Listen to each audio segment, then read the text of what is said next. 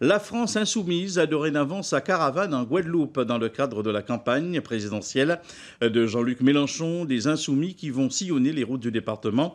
Une campagne de terrain au plus proche du citoyen. Direction la place de la Victoire à Pointe-à-Pitre pour suivre ce dispositif itinérant et axe fort du programme des insoumis qui était donc devant la presse. Lise Dolmar, Daniel Quérin. L'outre-mer insoumise a touché nos rives. Et c'est sur la place de la Victoire que cette ambition présidentielle s'exprime. Un comité de soutien et son secrétaire national aux luttes et porte-parole de Jean-Luc Mélenchon, Philippe Juravert. L'ambition affichée est claire, faire circuler la bonne parole, une parole qui se veut par définition insoumise. Quand on parle de révolution citoyenne, c'est vrai que ça passe par l'insoumission. Et ça passe aussi par le vote dans les urnes. Ceci dit, l'insoumission, c'est le propre de chacun, exprimer sa colère. Après, il faut organiser cette colère. Jusqu'à présent, cette colère, elle s'est exprimée avec des mouvements sociaux. Je crois qu'en ce moment, on est en train d'en vivre un. Et c'est un bel exemple qui est donné. En 2009, on avait déjà vécu ça. Et ça avait été un bel exemple qui avait été porté à tout l'Hexagone. De montrer qu'il était possible de s'organiser et de dire non. Pratiquer une politique de désobéissance, notamment par rapport aux traités européens. Alors, pour diffuser cette posture et axe politique, la France insoumise sillonnera la Guadeloupe, une caravane pour un enjeu hautement présidentiel. Et nous allons vous proposer beaucoup de rubriques pour cette élection présidentielle. Je propose celle des questions de campagne.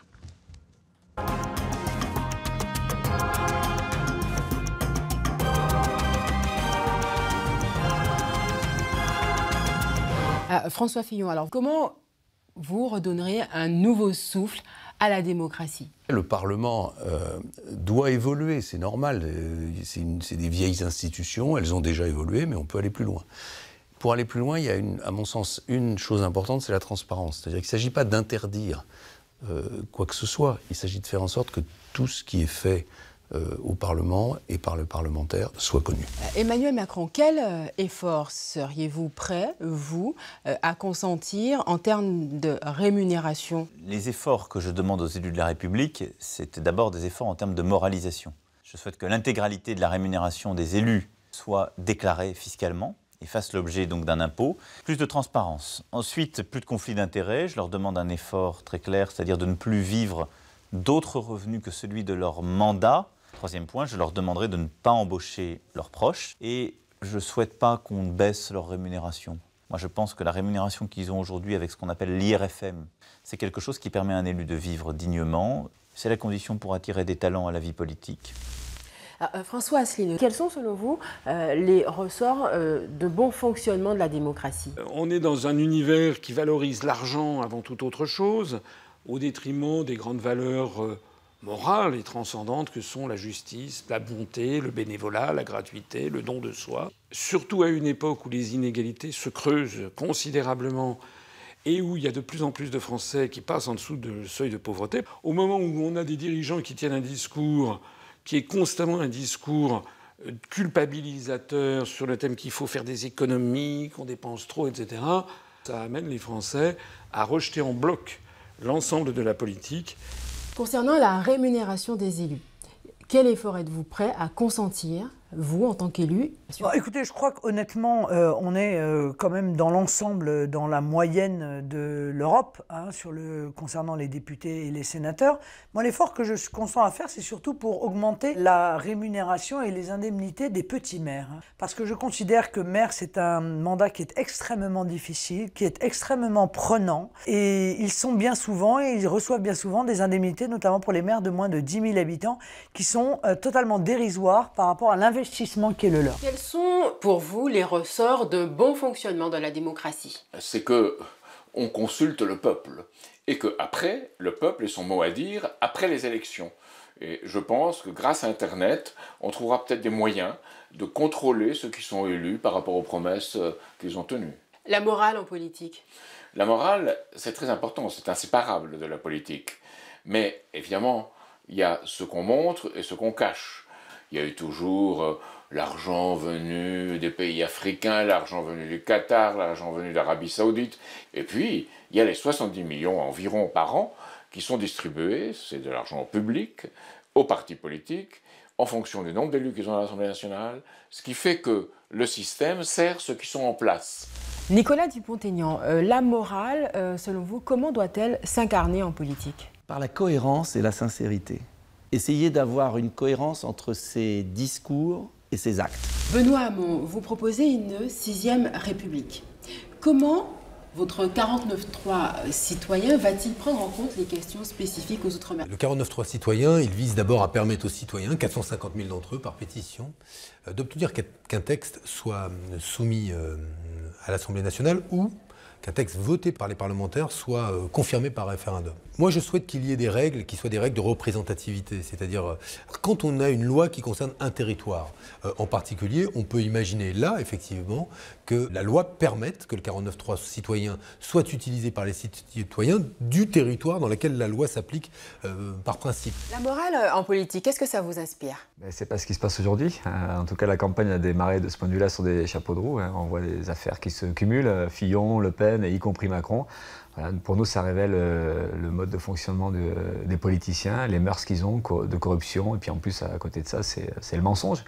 Donc nous, on dit qu'il y a urgence à rompre avec tout ça. Donc c'est l'intérêt aussi de notre candidature, de présenter quelqu'un qui est salarié, quelqu'un d'en bas, ouvrier, et puis qui discute qu'il faut prendre nos affaires en main, faire de la politique nous-mêmes et arrêter la politique professionnelle. Vous l'avez compris, tout au long de cette campagne, Laurence Théatin ira à la rencontre donc des différents candidats à l'élection présidentielle pour nous proposer donc de traiter de ces questions de campagne. Et maintenant, place à notre portrait de militant dans cette campagne des présidentielles. Elle fait partie des 200 000 adhérents d'En Marche. Christelle Dernon est guadeloupéenne. Elle a rejoint le mouvement d'Emmanuel Macron dès sa création il y a un an. Militante très active, elle y consacre une vingtaine d'heures par semaine. Objectif, convaincre les indécis à voter Macron pour la présidentielle. Reportage Sabrina Soualmia et Emmanuel Morel. Christelle Dernon est guadeloupéenne, fervente soutien d'Emmanuel Macron. Christelle a rejoint le mouvement En Marche dès sa création en avril 2016. Depuis un an, elle partage son temps entre son travail de consultante en communication et ses actions politiques. La militante anime même bénévolement un comité local à Paris. Je ne vis pas en fait cet engagement comme un travail, je le vis vraiment comme un moment pour le bien commun, un moment d'investissement de soi, mais on sait que c'est pour une bonne cause et donc du coup on le fait avec plaisir et on a le sourire en fait à la fin de la journée. Moi je suis admirative de ça. Il y a vraiment un don, un engagement, un don de soi. Ce soir, elle dirige un atelier sur le programme de son candidat. On est quand même dans la dernière ligne droite, l'idée c'est d'aller convaincre les gens. Europe, économie, fiscalité, chaque proposition d'Emmanuel Macron est passée au crible. Vraiment que tu prennes les exemples qui te parlent le plus, ceux auxquels tu crois le plus et que tu seras vraiment plus à même de transmettre. Avec une dizaine d'autres militants, elle peaufine les arguments de campagne. L'idée, ça va être justement de travailler sur des objections. Qu'est-ce que les gens peuvent nous dire quand on propose telle ou telle chose ? Le marathon politique se poursuit pour Christelle. C'est une nouvelle journée au pas de course qui commence. Levée aux aurores, il est 7h du matin. La militante est déjà positionnée à la sortie du métro pour distribuer les tracts de son candidat. Bonjour madame, programme d'Emmanuel Macron. Faut s'informer avant d'aller voter. Il va falloir voter le 23 avril pour faire changer les choses. Programme de Macron, le programme d'Emmanuel Macron. Programme d'Emmanuel Macron, mesdames. Pas toujours facile d'entamer le dialogue. Le programme d'Emmanuel Macron. Pourquoi? Mais vous votez Emmanuel Macron. Ah non, moi c'est Mélenchon, madame. Mais pour convaincre les indécis, Christelle ne ménage pas ses efforts. À la fin de chaque action terrain comme ça, on fait remonter ce qu'on a entendu, ce qu'on a eu comme question. S'il y a eu des interrogations un peu plus précises, on récupère des mails ou autres. C'est vraiment un travail d'arrache-pied au quotidien. Comme 70% des militants du mouvement En Marche, Christelle vit son premier engagement politique, un engagement qu'elle compte bien poursuivre au-delà de la présidentielle. Présidentielle, si c'était moi, autre rubrique de notre page spéciale. Ce soir, faisons connaissance avec Virginie Raki, jeune agricultrice. Elle nous dévoile ses priorités.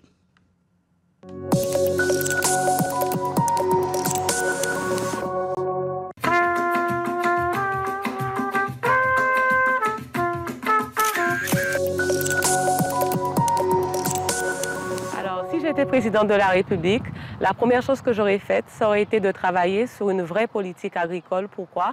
Puisque l'agriculture, c'est la matrice du monde. Et pour ce faire, j'aurais déjà dans un premier temps limité l'importation des denrées afin de favoriser l'agriculture locale. J'aurais aussi travaillé sur nos exploitants agricoles qui ont une très petite retraite, de façon à ce que le foncier agricole soit libéré et faciliter l'installation des jeunes agriculteurs. Donc là, nous sommes en pleine récolte cannière, c'est la fin des quotas 2017. Travailler sur un accord, naturellement en augmentant le prix de la tonne de la canne et aussi exiger que la mélasse soit payée aux agriculteurs. Et enfin, j'aurais travaillé pour les jeunes agriculteurs et exiger que le 1% du prêt agricole soit obligatoire dans toutes les banques. Alors votez pour moi. Donnons maintenant la parole aux jeunes au cœur de cette présidentielle. Ludivine Guillaume-Léoulac et Emmanuel Gir sont allés recueillir leur avis sur cette campagne électorale. Regardez.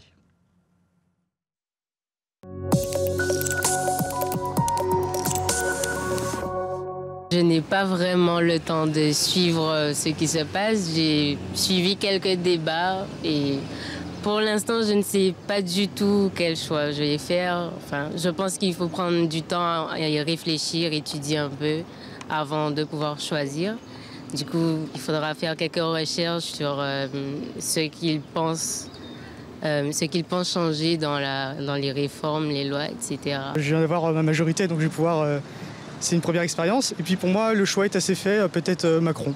Pourquoi pas. Comme il est assez jeune, peut-être qu'il pourra réformer les choses assez facilement. Enfin, du moins, je l'espère. Je pense qu'on ne s'occupe pas assez des jeunes.